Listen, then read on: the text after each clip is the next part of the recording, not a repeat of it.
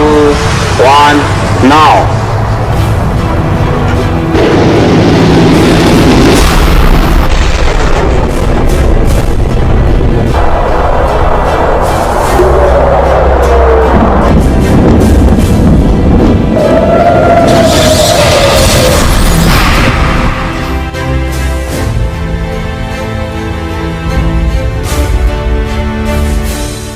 Seminggu yang lalu, sebagian besar warga Israel meluapkan kegembiraannya di media sosial atas serangan mendadak Israel terhadap situs nuklir Iran.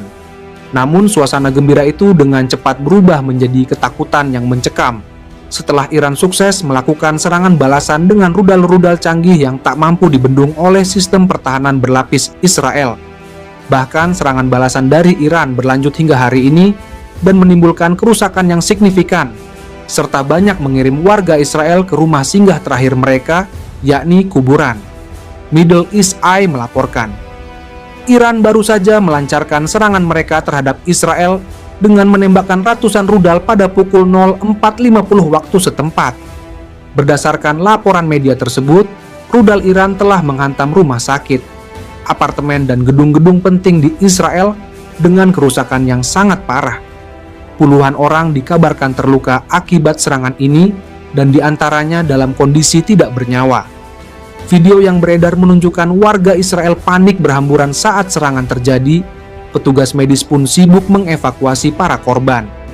Para pengamat mengatakan serangan Iran yang menyasar rumah sakit dan apartemen ini sebagai balasan yang diambil Iran setelah Israel meluncurkan serangan terhadap rumah sakit Al-Farabi di Kermanshah, Iran Barat, sebuah tindakan yang dipandang sebagai peningkatan eskalasi perang.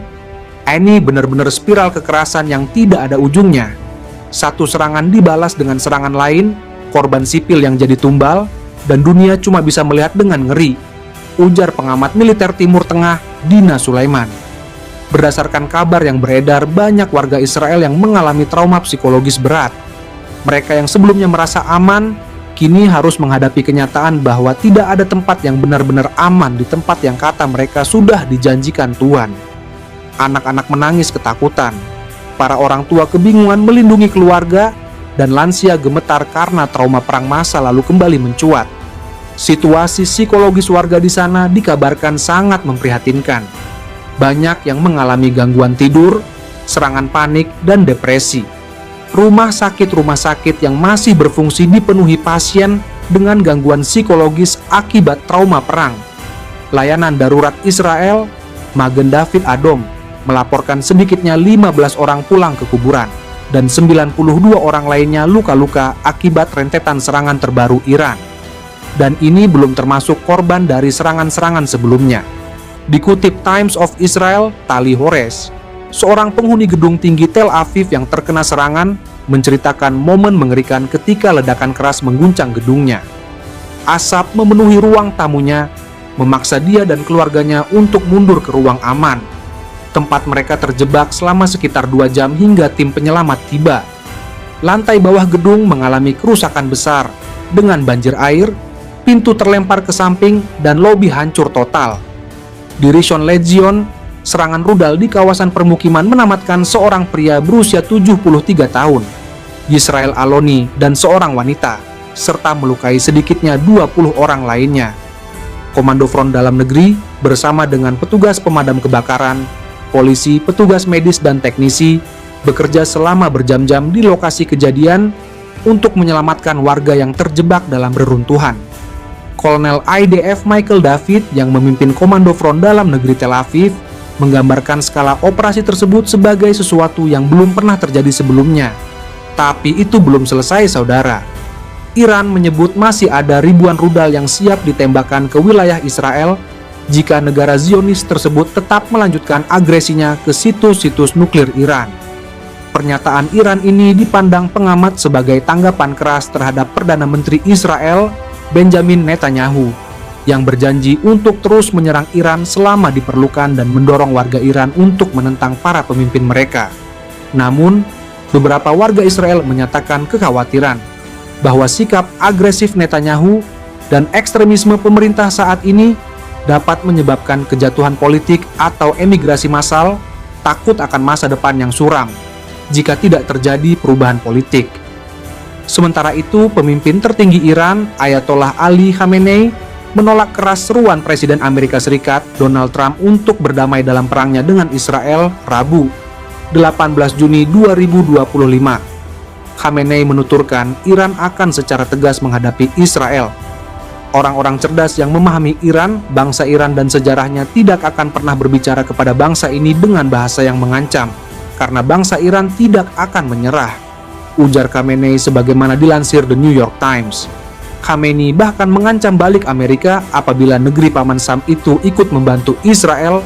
Khamenei menuturkan, Trump harus tahu bahwa setiap intervensi militer pasti akan dibalas dengan kerusakan yang tak bisa diperbaiki. Sebelumnya, Trump mendesak Iran untuk menyerah tanpa syarat dalam unggahannya di media sosial. Dia bahkan mengeluarkan ide soal potensi keterlibatan Amerika dalam perang Iran-Israel yang masih berkecamuk hingga memasuki hari ke-7 pada Kamis. Seorang sumber mengatakan kepada Reuters, Trump dan timnya sedang mempertimbangkan beberapa opsi, salah satunya bergabung dengan Israel untuk menyerang situs nuklir Iran. Di lain sisi, dunia lagi diguncang sama pernyataan keras Korea Utara yang bikin merinding. Korea Utara mengecam keras serangan militer Israel terhadap Iran yang memicu konflik terbuka antar kedua negara. Korut juga memperingatkan agar negara-negara barat termasuk Amerika dan Eropa agar tidak memperburuk ketegangan di Timur Tengah. Kim Jong-un lewat juru bicara Kementerian Luar Negerinya bilang kalau tindakan terorisme negara yang ilegal oleh Israel meningkatkan risiko pecahnya perang besar-besaran di Timur Tengah. Kim mengeluarkan pernyataan lewat kantor berita resmi Korea Utara, KCNA, yang langsung viral di media internasional. Kim bilang ini adalah kejahatan terhadap kemanusiaan, dan konon Kim Jong-un sudah ngumpulin para jenderal militernya buat bahas strategi kalau Amerika nekat ikut campur. Berdasarkan kabar yang beredar di kalangan intelijen internasional, Korea Utara diduga sudah lama menjalin komunikasi rahasia sama Iran.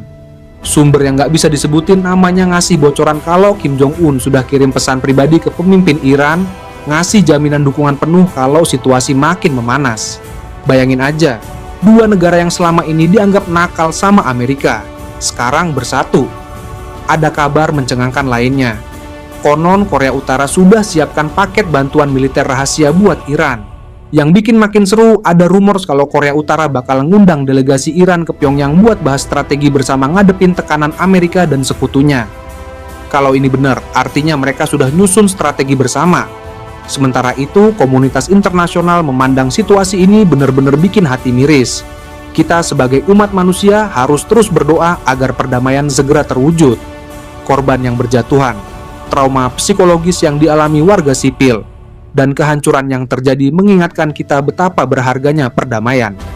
Jangan lupa tekan tombol like kalau video ini bermanfaat, subscribe biar kalian gak ketinggalan update terbaru, dan sharing ke teman-teman kalian. Di kolom komentar kasih tahu aku pendapat kalian tentang situasi ini dan doa kalian untuk perdamaian dunia. Terima kasih sudah menyimak, dan semoga kita semua selalu dalam lindungan Allah Subhanahu wa Ta'ala. Wassalamualaikum warahmatullahi wabarakatuh.